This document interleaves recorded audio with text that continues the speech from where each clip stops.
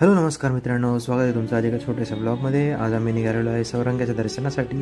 हे बघा, हे सातगाव पठारचं एकदम फेमस हॉटेल आकाश मिसळ हाऊस। प्रचंड गर्दी असते इथे आणि हा आहे सौरंग्याचा डोंगर। इथे आपल्याला जायचं आहे वरती। येऊन थांबलो पेठमध्ये, कारण करण आणि निशू पण येणार होते। तर हे बघा, हे दोघं आले आणि आम्ही चौघं म्हणून निघालो। हे जे प्रॉपर तुम्हाला हिरवगार दिसते ते सातगाव पठाराची शान म्हणजे बटाटे। अख्ख्या पठारावर बटाटे लावलेले असतात। ह्या दोन सदिच्छेच्या मैत्रिणीमध्ये दिसल्या आणि मग बघता बघता आम्ही हलत डुलत चांगलं निघालो। म्हटलं थांबून एक व्ह्यू घ्यावा, झूम।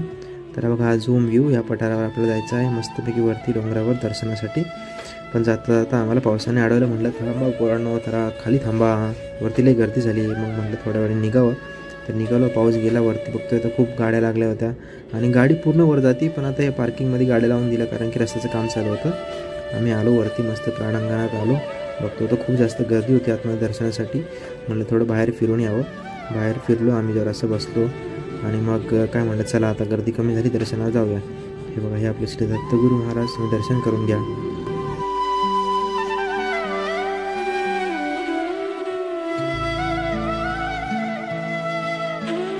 खूप छान आणि शांत दर्शन झालं आमचं। मग म्हटलं बाहेर जाऊया आता। बाहेर बघतोय तर काय मस्त नजारे होते। मग फोटो वगैरे काढले 3-4 आणि निघता तर बघतोय इथं काय काम चालू आहे। ह्या कामामुळं गाड्यावरती नव्हतं येऊन देत।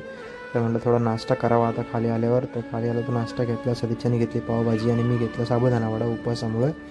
आणि मग आम्ही निघालो। हा आहे खेडचा घाट आणि ढग बाळ कसले मस्त दिसत आहे।